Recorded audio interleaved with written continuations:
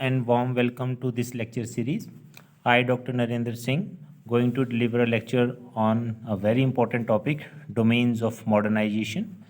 This lecture is specially designed for the students of MA or those students who are preparing for UGC NET examinations or UPSC. Let's begin the topic. Domains of modernization. As you know that modernization takes place in all three domains of society: socio-cultural, political, and economic. Though the extent of modernization is not necessarily uniform in them. So there are three major areas. First is economic modernization, second political, and socio-cultural modernization. We will discuss one by one. Economic modernization. As the term suggests, economic modernization refers to the change of outlook towards earning profit. So यहाँ पे ये मतलब है कि economic शब्द अपने आप में बताता है कि पैसा। तो इकोनॉमिक मॉडर्नाइजेशन में हमारा मेन मकसद रहता है फ़ायदा होना चाहिए, प्रॉफिट होना चाहिए, क्योंकि इंसान आज के दौर में इतना रैशनल हो गया है कि वो हर चीज़ में क्या देखता है, अपना फ़ायदा देखता है। आपने देखा होगा रेनेसां पीरियड के बाद, जब इंडस्ट्रियलाइजेशन के बाद जो लार्ज स्केल प्रोडक्शन प्रोसेस शुरू हुआ, जिसे हम उस दौर को हम बोलते हैं कैपिटलिज्म, एक नया मोड ऑफ प्रोडक्शन था जिसे हमने क्या बोला, capitalism. And capitalism is relies on the principle of what, to seek more and more profit. Even कि हमारे यहाँ जब अंग्रेज़ भारत में आए तो उन्होंने बहुत सारी रेलवे लाइंस बिछाई, उन्होंने नए नए institutions, educational institutions, economic institutions establish किए। तो उसका मकसद कोई हमारी वेलफेयर नहीं था, उसका मकसद क्या था, to increase the production and to seek more and more profit, है ना। तो इसलिए हम कहते हैं कि कैपिटलिज्म कभी भी वेलफेयर के लिए नहीं आता, कैपिटलिज्म आता है फ़ायदे के लिए, है ना। जब इंडस्ट्रियलिस्ट कहीं पे इंडस्ट्री लगाता है तो उसका क्या मकसद होता है, मुझे ज़्यादा से ज़्यादा मुनाफा हो। इसी बात को मार्क्स कहता है ना कि जो वो कैपिटलिस्ट जो सिस्टम है उसमें कुछ लोगों को ज़्यादा बेनिफिट होता है और बाकी सारे लोग जो हैं वो क्या रहते हैं, लॉस में रहते हैं, जिसे वो सरप्लस वैल्यू का कॉन्सेप्ट दे के समझाता है। ठीक है, तो इकोनॉमिक मॉडर्नाइजेशन में यहाँ पे हम रैशनल मींस का इस्तेमाल करके गोल्स तक पहुँचने की कोशिश करते हैं, ताकि वो एफिशिएंट मींस जिससे हम ज़्यादा से ज़्यादा प्रोडक्शन कर सकें। ओके, तो ये पहला मकसद है, अर्निंग प्रॉफिट। और ये अर्निंग प्रॉफिट वाला जो मोटिव है सिर्फ आपकी इकोनॉमिक लाइफ तक सीमित नहीं है, it has been extended to the social life as well. Even all aspects of social life, there is no sphere of social life where you can say that we are not concerned, or society as a whole is not concerned with profit. The profit motives are always there. Even when you establish a relationship with a new person, persons always keep in mind the profit, है ना। अगर आप किसी को दोस्त बना रहे हो ना तो पहले सोचते यार इससे फ़ायदा होगा कि नुकसान होगा, है ना। यार अगर गरीब आदमी होगा हम उसको दोस्त नहीं बनाएंगे, हम सोचेंगे ये तो उधार भी मांग सकता है ना, ये तो लाइबिलिटी है। अगर बड़ी गाड़ी वाला होगा, पैसे वाला होगा, तो उससे हर कोई जुड़ना चाहेगा कि चलो यार कभी ज़रूरत पड़ गई तो चार पैसे उधार ले लेंगे, है ना। वैसे भी कभी गाड़ी की ज़रूरत पड़ गई तो इसकी गाड़ी ही मांग लेंगे, यार कहीं घूमने जाना है हमने, है ना। तो एक हम मोटिव्स हमारी सोशल लाइफ में भी, क्योंकि मार्क्स क्या बोलता है कि economy determines your social life. Okay, तो अब इकोनॉमी में अगर हम रैशनल हैं, प्रॉफिट ओरिएंटेड अप्रोच है, तो सोशल लाइफ में क्यों ना होंगे। तो और directly there is a direct relationship between economy and the social life, ठीक है ना। इसलिए हम सोशल लाइफ में भी क्या सोचते हैं कि हमें ज़्यादा से ज़्यादा क्या हो, मुनाफा होना चाहिए, ठीक है ना। आजकल तो ये आ गया कि अब जब आप शादी के लिए जाते हो ना तो वहाँ पे भी क्या होता है नहीं, प्रॉफिट मोटिव, है ना।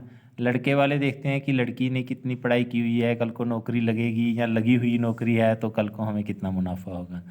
लड़की वाले जब लड़के को देखते हैं तो पहले ये देखते हैं कि लड़का सरकारी नौकरी कर रहा है कि नहीं कर रहा है। सरकारी कर रहा है तो ठीक है, नहीं कर रहा तो क्या करना, ये तो फ्यूचर ही नहीं है, चाहे वो कितना भी अच्छा क्यों ना होगा।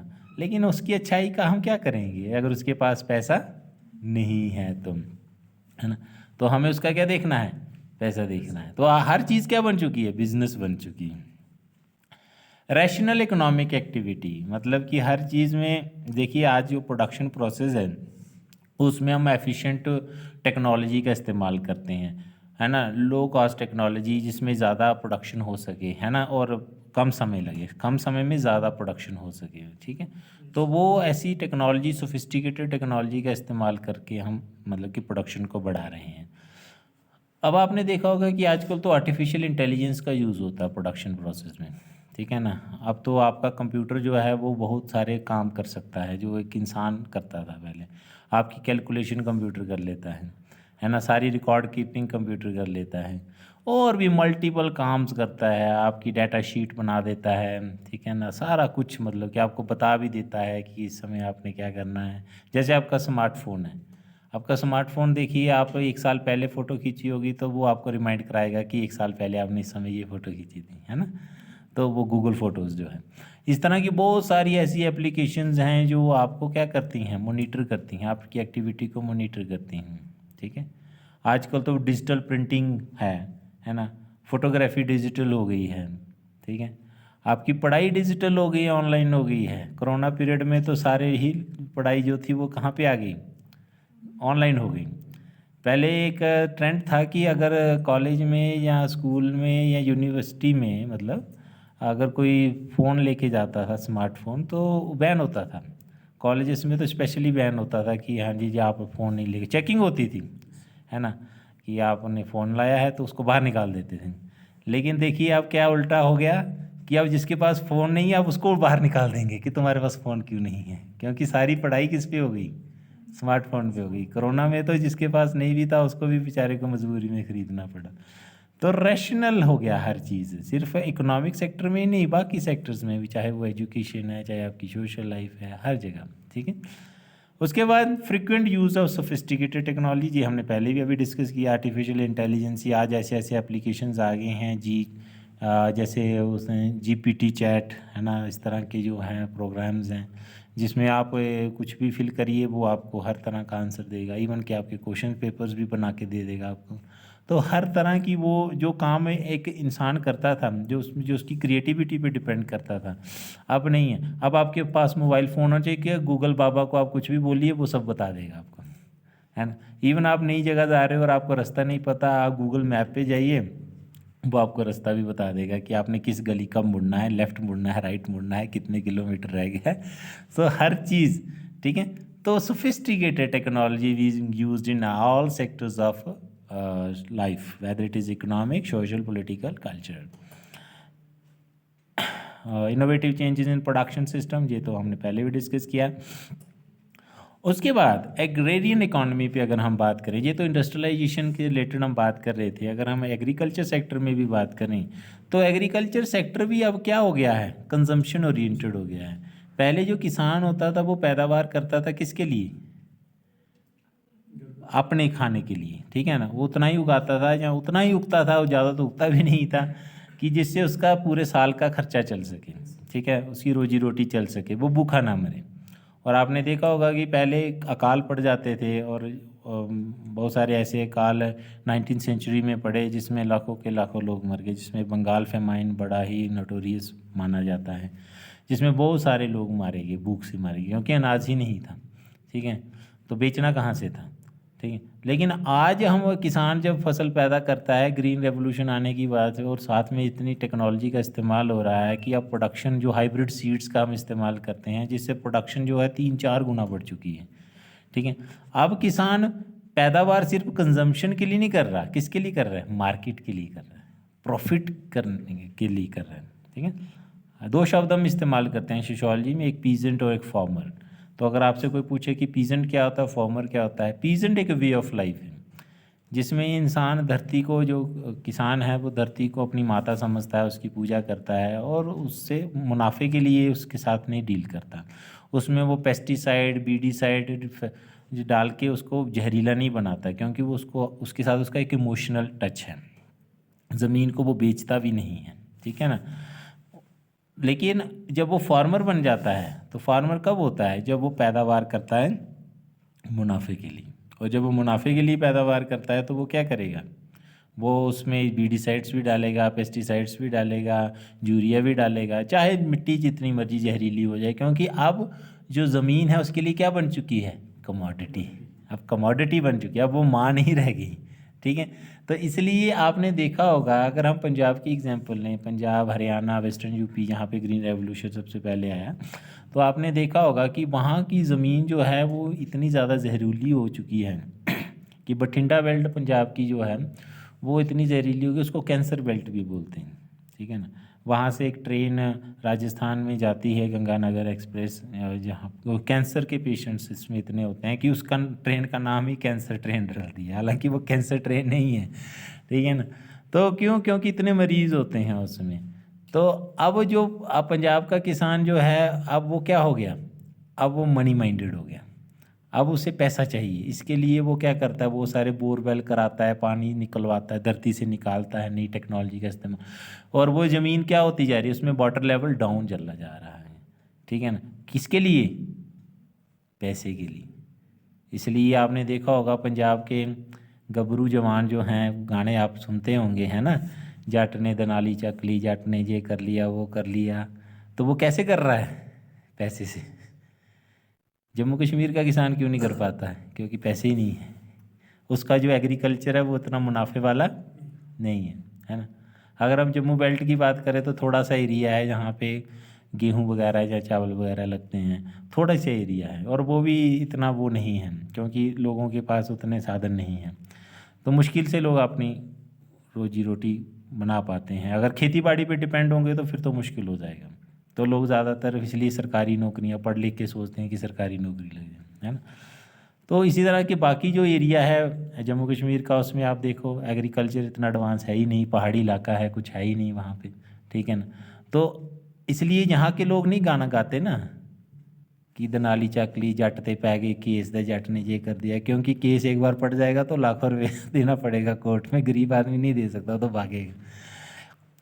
तो these are the consequences of the, बस क्या है, किसके कॉन्सिक्वेंसेज है? कमर्शलाइजेशन ऑफ एग्रीकल्चर के जिसमें खेती बाड़ी क्या हो गया, मुनाफे का सौदा हो गया, ठीक है ना। इसलिए आपने देखा होगा इकोनॉमिक चेंज के साथ साथ क्या आता है, सोशल चेंज, ठीक है ना। जब ग्रीन रेवोल्यूशन आया तो यहाँ पे प्रोडक्शन बढ़ गई, तो अब ज़मीनें जो थी उनके साथ आपका वो माँ और बेटे वाला रिलेशन नहीं रह गया, अब वो क्या बन गई, कमोडिटीज़ बन गई, commodities for sale, for profit purpose, कि आप किसी चीज़ को बेचते और ख़रीदते हो ताकि उससे आपको क्या हो सके, मुनाफा हो सके। इसलिए एग्रीकल्चर भी अब क्या हो गया, कंजम्पशन ओरिएंटेड अप्रोच होगी, जिसमें कंज्यूमरिस्ट लाइफस्टाइल अटैच हो गया।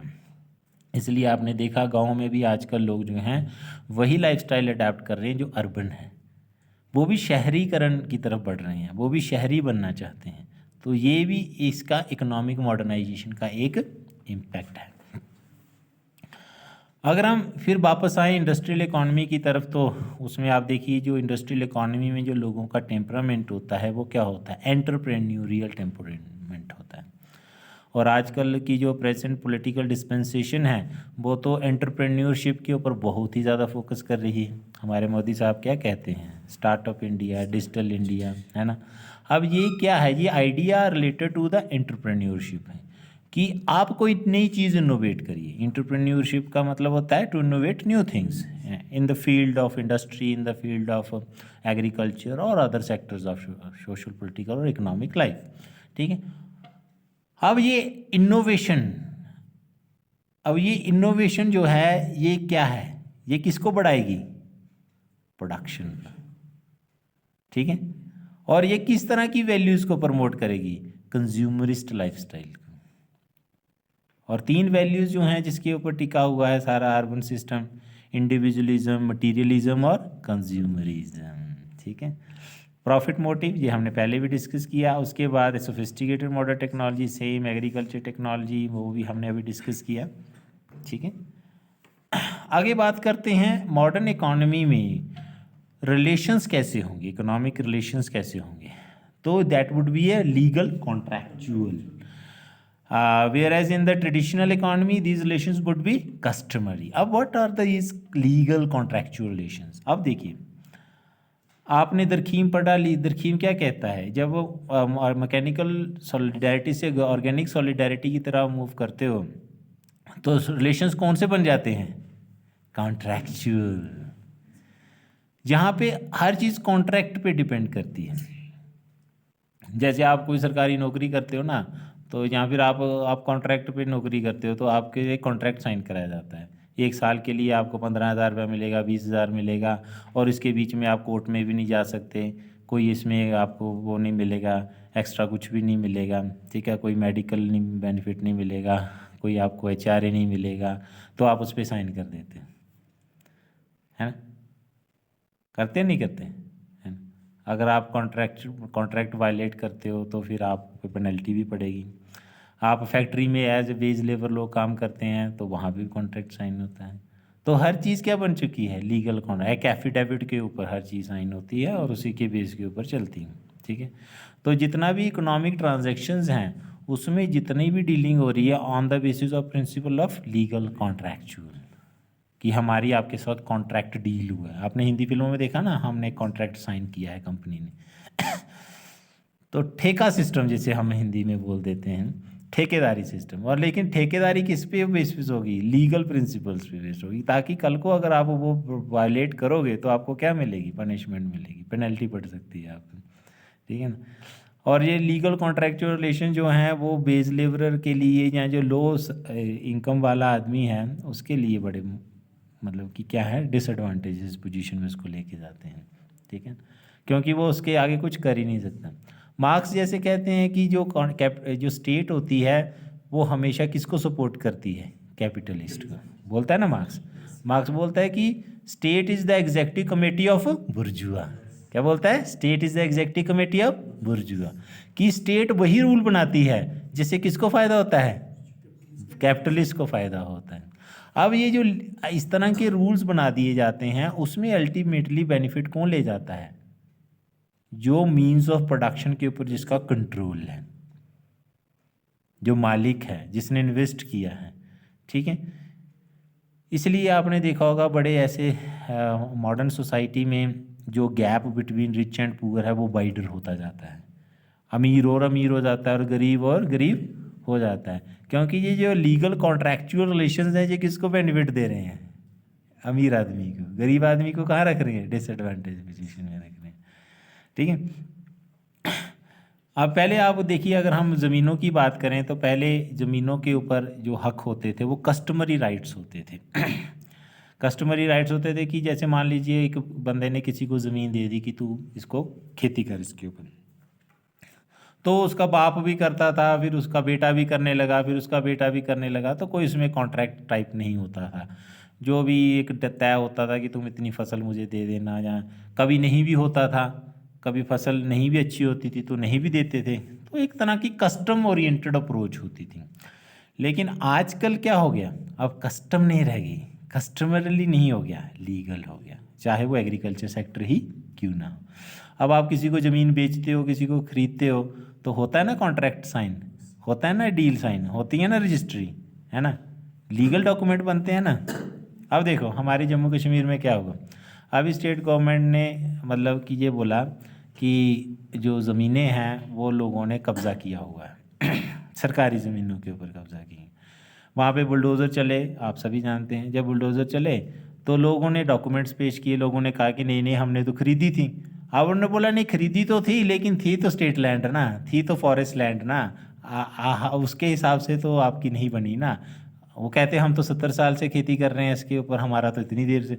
नहीं नहीं, चाहे जो भी है उनकी जो भी वो थी जिसमें हम बोलते हैं ना गिरदावरी जो थी वो काट दी गई, ठीक है ना। और उनको बोला कि नहीं ये नहीं है, आपका मालिकाना हक इस पे नहीं बनता है, ठीक है। और वो लोग क्या हो गए, कुछ ही पलों में क्या हो गए, बिना ज़मीन वाले हो गए, जहाँ उनकी ज़मीनें जाती रही, ठीक है। अब ये एक लीगल डॉक्यूमेंट, क्योंकि जो डॉक्यूमेंट पेश कर पाएगा उसकी तो ज़मीन बच जाएगी, और जो नहीं पेश कर पाएगा मारा जाएगा। देखो पहले लोग सीधे होते थे कि नहीं होते थे, गांव के लोग, या वैसे भी समाज जो था पहले इतना लीगल चीज़ों में नहीं इतनी समझ होती थी। उनको होता था जी मैंने इससे ज़मीन ले ली, उसने मुझे दे दी, उसने एफिडेविट करके दे दिया, बस उनको लगा बात ख़त्म हो गई। लेकिन जो रेवेन्यू रिकॉर्ड है उसमें तो कोई चेंज नहीं हुआ ना। अब रेवेन्यू रिकॉर्ड वाले बोलते हैं कि भैया तुमने उसको दी, उसने वहाँ से ले ली, इतनी ट्रांजेक्शन आपके बीच में, कोई गवर्नमेंट कहाँ गई, गवर्नमेंट तो बीच में आई नहीं, तो बाकी जो लीगल प्रोसेस था वो पूरा नहीं हुआ। इसीलिए इस पे आपका हक नहीं बनता है। तो इस तरह से एग्रीकल्चर सेक्टर में भी, जहाँ किसी और सेक्टर में भी हम देखें तो हर चीज़ लीगल कॉन्ट्रैक्चुअल हो गई है। उसके बाद नेक्स्ट हम देखें इकोनॉमिक मॉडर्नाइजेशन में तो है रैशनल इकोनॉमिक एक्शन, है ना, जो हमने अभी बात की urban culture is oriented to rational economic action. तो पहले स्लाइड में भी हमने ये सब डिस्कस किया था। उसके बाद high achievement motivation, high achievement motivation की आज जो है हर आदमी क्या करना चाहता है, उसका अपना एक वो कुछ चीज़ें अचीव करना चाहता है ज़िंदगी में। बच्चा अभी पैदा भी नहीं हुआ होता तो माँ बाप पहले प्लानिंग करते हैं कि ये बड़ा होकर डॉक्टर बनेगा, ये बड़ा होकर इंजीनियर, अभी उसका जन्म भी नहीं हुआ है ना, तो पहले ही प्लानिंग हो जाती है। माँ बाप कैसे सोच रहे हैं, एज ए रैशनल बीइंग, है ना, सोचते हैं ना। अभी बच्चा बेचारा पैदा होता है तो उसके ऊपर पहले ही उसका प्लान बना दिया जाता है कि बच्चा स्कूल में जाएगा, फिर ये करेगा, फिर वो करेगा, फिर बड़ा होकर इतने पैसे कमाएगा, है ना, पहले ही प्लानिंग हो गई होती है। और हम उसको, अभी बेचारा थोड़ा सा होता है, थोड़ा सा अपने पैरों पे खड़ा होने लगता है, थोड़ा सा वो बातें करना शुरू करता है, तो हम उसको पहले ही बीसी सिखाना शुरू कर देते हैं। बोलो बेटा A for apple, B for boy, C for cat, तो वो बेचारा सोचता है कि ये क्या है, ये मुझे क्यों बोल रहे हैं ऐसा है। फिर उसको मैथमेटिकल इक्वेशन सिखाना शुरू कर देते हैं, बेटा 1+1 कितना होता है, 2 होता है। उसका मन कर रहा है मैं खेलूं, वो कहते नहीं नहीं खेलना नहीं है, पहले बताओ 1+1 कितना होता है तो नहीं तो मार पड़ेगी, है ना। तो आप देखिए कि उसमें हम उसको तैयार कर रहे हैं फ्यूचर के लिए कि आप ये फ्यूचर में एक ऐसा प्रोडक्ट बने, एक ऐसी मशीन बने कि जो कामयाब हो सके, और कामयाब होके क्या करेगी, मुनाफा कमाएगी। कामयाब होने का मतलब क्या है आज की दुनिया में, पैसा कमाना।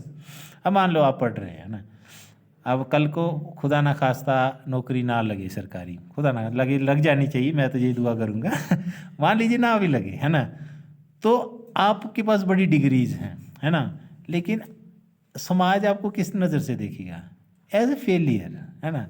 माँ बाप भी आपको कैसे देखेंगे, इतना पैसा लगा दिया क्या फ़ायदा हुआ, इतनी दूर पढ़ने भी भेजा, इतना खर्चा कर दिया, इससे बेटर होता कोई दुकान ही खोल लेते, है ना, इतने लाखों रुपया खर्च कर दिया, क्या फ़ायदा हुआ।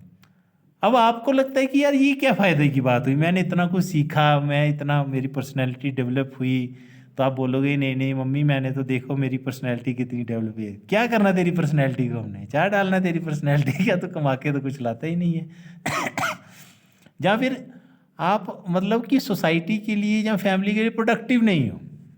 प्रोडक्टिव क्या हो गया, पैसे नहीं लाते ना, तो पैसे नहीं लाते तो इज्जत भी नहीं होगी, अगर पैसे लाते तो इज्जत ज़्यादा होती, है ना। तो आज दुनिया में उसी की इज्जत होती है जिसकी जेब में पैसा होता है। ये अब क्या बन गया है, वैल्यू बन गया। और एक कहावत है, बाप बड़ा ना भैया सबसे बड़ा रुपया। आज की दुनिया में पैसा ही सब कुछ है, जिसकी जेब में पैसा होता है उसको सारे सलाम करते हैं, और जिसकी पास पैसा नहीं होता, सिर्फ उसूल होते हैं, उसको लोग बेवकूफ़ बोलते हैं। असूल क्या है, चार डालना है, असूल का क्या करना है हमने असूल को। देखो ये बंदा बड़ा ऑनेस्ट है, बड़ा हाई इंटीग्रिटी वाला आदमी है, अच्छा होगा, पैसा है इसके पास, नहीं पैसा नहीं, फिर क्या करना रहने दो उसको है ना।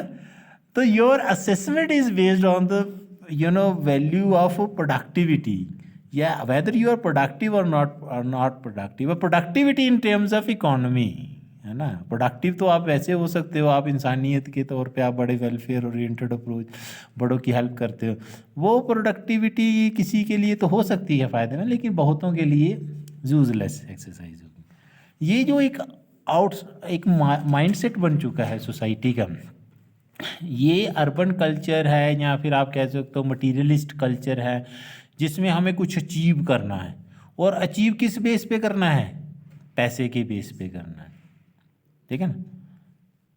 अब देखो आज के दौर में लोग बड़े बड़े जो बिजनेसमैन हैं ना उनको फॉलो करते हैं, रतन टाटा की तरह, बिरला की तरह, अंबानी की तरह, एलन मस्क की तरह।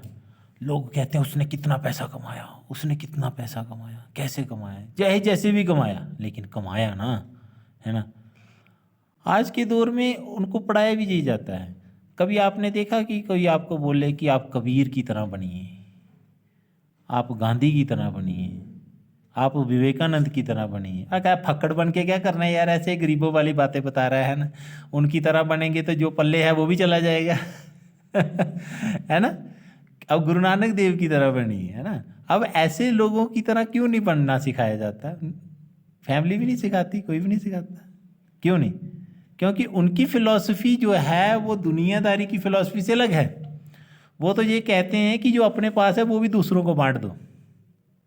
लेकिन कैपिटलिस्ट अप्रोच या आज की दुनिया की सोच क्या है, जो दूसरे के पल्ले वो भी छीन लो। उसके पास नहीं रहना चाहिए, है कि नहीं है? यार इसके पास बड़ा पैसा, मेरे पास कैसे आएगा? है? चाहे उसके लिए मुझे बेईमानी ही क्यों ना करनी पड़े, लेकिन वो पैसा मेरे पास आना चाहिए। इसलिए आजकल बेईमानी को लोग ना बेईमानी नहीं कहते हैं, उसको लोग डिप्लोमेसी कहते हैं, उसको स्किल्ड कहते हैं। देखा कितना स्किल। आप मैनेजमेंट के स्किल सीखने जाओ तो लोग आपको बोलते हैं कि अच्छा मैनेजर वही है, जहाँ अच्छे उसमें मैनेजमेंट के स्किल तभी हैं, जहाँ फिर ये जो मार्केटिंग के स्किल तभी हैं कि अगर वो गंजे को भी कंगी बेच दे। अब गंजा कंगी क्यों लेगा? लेकिन आप में इतनी कन्विंसिंग पावर होनी चाहिए, इतना झूठ बोलने की ताकत होनी चाहिए कि आप उसको क्या बेच सको, उसके भी फायदे गिना दो। होता है कि नहीं होता?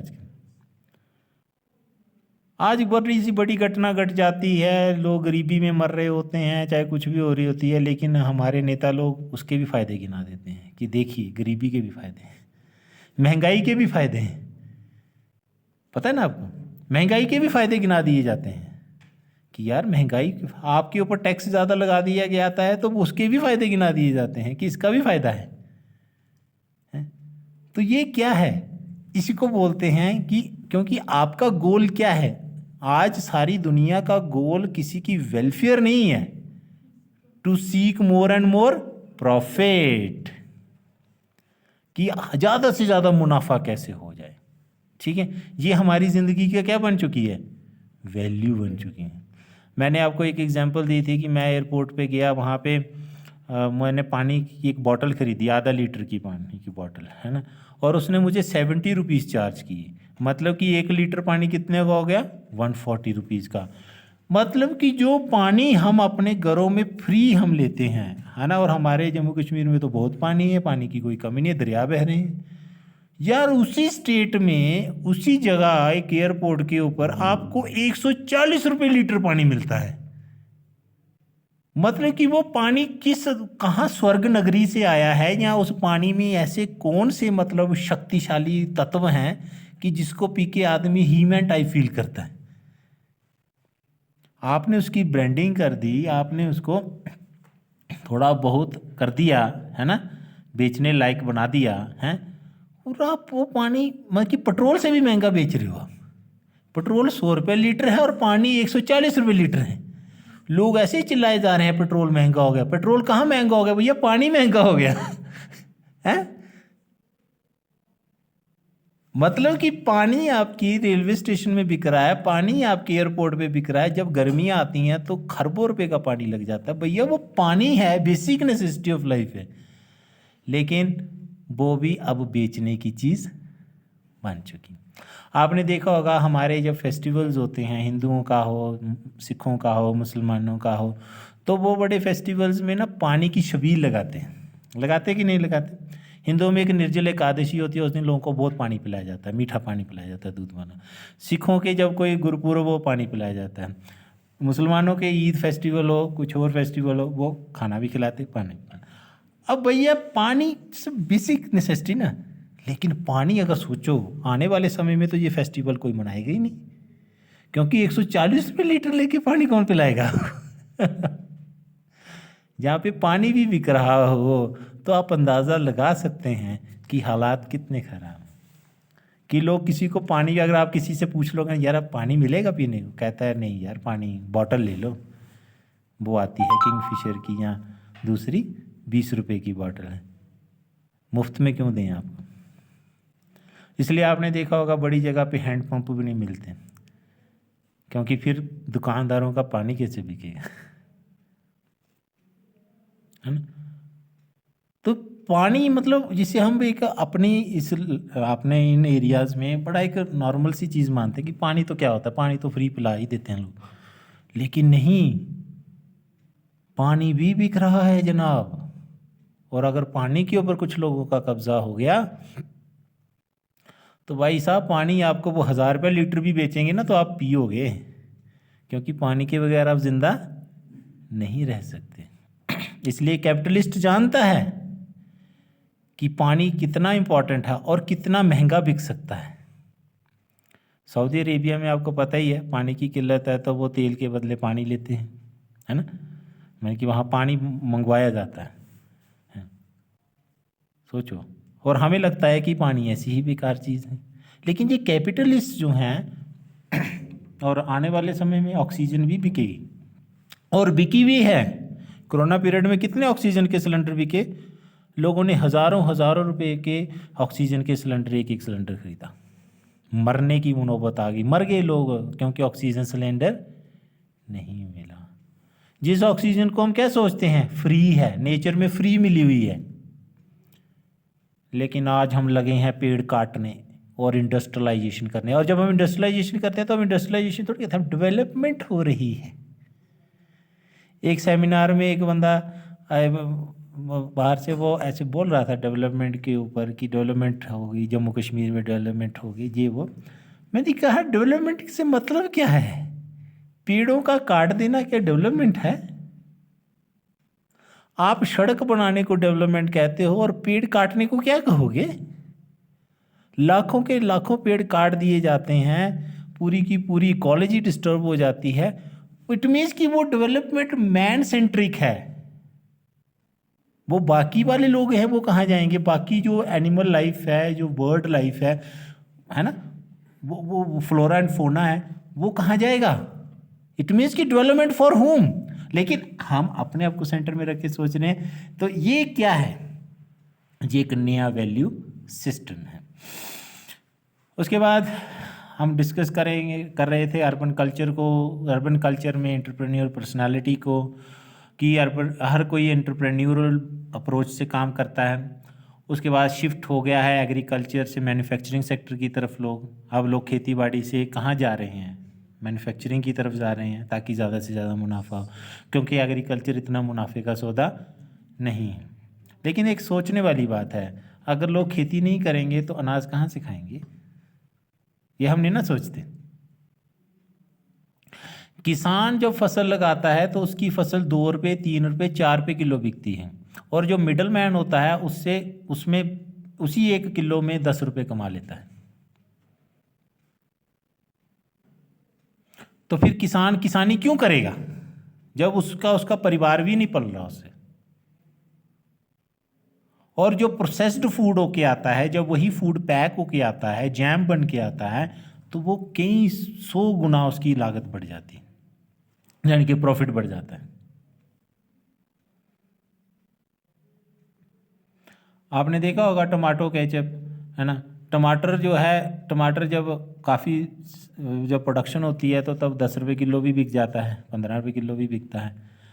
लेकिन जब आप टमाटो केचप की बोतल खरीदते हो तो वो कितने की मिलती है आपको? और वो टमाटर भी कोई साफ टमाटर नहीं होता, सड़ा गला टमाटर सभी हो आ जाता है उसमें। ठीक, तो किसान को तो वो 5 रुपये 10 रुपये मिल रहा है, जबकि वो खेती भी कर रहा है, उसमें पैसा भी लगा रहा है। और जो कुछ नहीं लगा रहा है, वो सिर्फ उसको प्रोसेस कर रहा है, वो कितने गुना मुनाफा कमा रहा है, क्योंकि वो फैक्ट्री से प्रोडक्ट बन के आ रहा है। तो मैन्युफैक्चरिंग सेक्टर वाला ज़्यादा मुनाफे में रहा ना, तो लोग एग्रीकल्चर में क्यों जाएंगे? लोग सीधे फैक्ट्रीज वाले में जाएंगे या सीधे मैन्युफैक्चरिंग सेक्टर में जाएंगे, जहाँ पे कम लागत में ज़्यादा मुनाफा होता है। टमाटो चिप्स आपने देखा होगा, अंकल चिप्स वाला, लेज वाले, आलू कितने रुपए किलो बिकते हैं? जम्मू में आलू जब निकलते हैं तो 15 रुपये किलो, अगर किसान से ले लो तो 10 रुपये किलो भी दे देता है, 7 रुपये किलो भी मंडी में मिल जाते हैं जब पैदावार होती है। और आपका जो लेज वाला है या अंकल चिप्स वाला है, वो 20 ग्राम या 30 ग्राम की पैकिंग में आलू आपको बेचता है। कितने के? 20 रुपये का, 20 रुपये में 30 ग्राम, चलो 20 रुपये में आप लगा लीजिए 10 ग्राम, है ना, हम कम लगा के रखते हैं, खर्चा खुर्चा भी डाल लेते हैं, है ना। नहीं नहीं, 20 रुपये में है ना, 10 का, ठीक है। तो अब आप सोचिए कि उसमें कितने किलो बन गए, कितने किलो के कितने पैकेट बन गए, 10-10 ग्राम के हिसाब से तो 100 बनेंगे ना, 100 पैकेट बन गया ना, 100 जरबे 10 1000 है ना, 100 पैकेट, 100 जरबे 20 करो, 2000 रुपये किलो, तो वो आपको आलू बेच रहा है, और जो किसान से ले रहा है वो 7 रुपये किलो ले रहा है। तो चालाक कौन है, फायदे में कौन रहा, चिप्स बनाने वाला कि आलू पैदा करने वाला? आलू बना और चिप्स बनाने वाला, जो फैक्ट्री में उसको मैन्युफैक्चरिंग कर रहा है। अंडरस्टूड? तो ये इंक्रीजिंग कंज्यूमरिज्म जो है, ये एक बहुत बड़ा इंडिकेटर है। इंक्रीजिंग जो प्रॉफिट ओरिएंटेड अप्रोच है, ये किसका इंडिकेशन है? मॉडर्नाइजेशन का, इकोनॉमिक मॉडर्नाइजेशन का। इसमें कहते हैं they develop the habit of consuming more and change the articles quite frequently. वो आपके अंदर एक आदत डाल रहे थे कि आप ज़्यादा से ज़्यादा चीज़ें कंज्यूम करो। इसीलिए तो शो ऑफ का कल्चर है ना? जितना आप शो ऑफ करते हो ना, उतने बड़े आदमी होते हैं। अब हमारे जैसा आदमी 4 कपड़े वही डालता रहता है हफ्ते में, इधर उधर, है ना, एक दिन दूसरा डाल दिया, वैसे ही मतलब रोटेट करता रहता है। तो लोग कहेंगे गरीब आदमी है, बेचारे के पास पैसा नहीं होगा तभी कर रहा है। लेकिन एक वो आदमी है जो रोज़ हर दिन में 3 ड्रेस चेंज करता है और बड़ा मैचिंग डालता है, जूते भी मैचिंग होते हैं, उसकी शर्ट भी, एवरीथिंग मैचिंग होता है, इवन फिर उसकी घड़ी भी मैचिंग होती है, उसका चश्मा भी जो है मैचिंग होता है। उसको लगता है बड़ा आदमी है। अब बड़ा आदमी कैसे होगा वो? क्योंकि वो ज़्यादा से ज़्यादा कंज्यूम कर रहा है चीज़ों को। उसके पास बहुत सारी गाड़ियां हैं, बहुत सारे आर्टिकल्स हैं, बहुत सारे कपड़े हैं, इसलिए वो बड़ा हो जाता है। और जो गांधीयन फिलॉसफी पे चल के कहता है simple living and high thinking, वो बेचारा गरीब ही रह जाता है ना। लेकिन ये सिखाया कौन रहा है हमें? ये कैपिटलिस्ट सिस्टम ही तो सिखा रहा है। क्योंकि अगर आप कंज्यूम नहीं करोगे तो वो प्रोडक्ट बनेगा नहीं, और वो फिर बेचेंगे किसको? आप हो ना उसके कंज्यूमर। इसलिए आप जब भी कोई नाटक देखते हो, कहानी घर घर की, कभी सास भी कभी बहू थी, इस तरह के सब, उसमें देखते हो कि जो सास होती है वो तो बूढ़ी होती ही नहीं है, उसने तो इतनी महंगी साड़ी पहनी होती है। उसमें जो लड़के हैं उन्होंने इतने महंगे कपड़े पहने होते हैं, उनके जो घरों के पर्दे हैं वो इतने महंगे हैं, इतने स्टाइलिश हैं। तो फिर आपका भी मन करता है यार हम भी खरीद लेते हैं। तो तभी तो बिकेगा ना सामान। कैसे बिकेगा? नहीं तो आप नहीं खरीदोगे। आप चॉकलेट खरीदते हो तो चॉकलेट भी तभी वही वाली खरीदते हो जो ऐड में दिखाई जाती हैं। आप कोल्ड ड्रिंक, कोई सॉफ्ट ड्रिंक पीने के लिए जाते हो तो वही लेते हो जो ऐड में दिखाई जाती हैं, जिसमें है डर के आगे जीत है, ठंडा मतलब कोका कोला। तो आपको किसने सिखाया कि ठंडा मतलब कोका कोला? लस्सी क्यों नहीं हो सकती ठंडी यार? असल में तो लस्सी ठंडी होती है तसीर, ये तो कोका कोला तो तसीर में ठंडा नहीं होता, तो गर्म होता है ना, सेहत के लिए हानिकारक भी होता है। साथ में लास्ट में बता भी देते हैं कि ये हानिकारक भी है, फिर भी आप पीते हो। ये कंज्यूमरिस्ट लाइफस्टाइल है जो आपकी ज़िंदगी का क्या बन गया? हिस्सा बन गया। बन नहीं गया, बना दिया गया है। Got it? ठीक है। और इसमें ग्लोबलाइजेशन ने बहुत बड़ा रोल प्ले किया है। किसने रोल प्ले किया है? ग्लोबलाइज। अब पूरी दुनिया का सामान दूसरी दुनिया में बिक जाता है, एक देश का सामान दूसरे देश में आसानी से मिल जाता है। आप कोई फ्रांस की कोई बनी हुई चॉकलेट खाना चाहते हो, फ्रांस में बनी हुई गाड़ी में सैर करना चाहते हो, फ्रांस में बने हुए किसी कपड़े को पहनना चाहते हो, इंग्लैंड में बने हुए किसी कपड़े को पहनना चाहते हो, अमेरिका में बने हुए किसी सॉफ्ट ड्रिंक को पीना चाहते हो, तो आपको इंडिया में अवेलेबल होगा। आप सिर्फ पैसे खर्चने वाले बन जाइए। ठीक है। तो ये है हमारा इकोनॉमिक मॉडर्नाइजेशन। तो इसी के साथ हम यहाँ पे इसको कंक्लूड करते हैं। होप आपको बहुत सारी चीज़ें क्लियर हुई होंगी। तो इसी के साथ हम यहाँ पे क्या करते हैं, कंक्लूड करते हैं। मिलते हैं नेक्स्ट लेक्चर में। Thank you so much.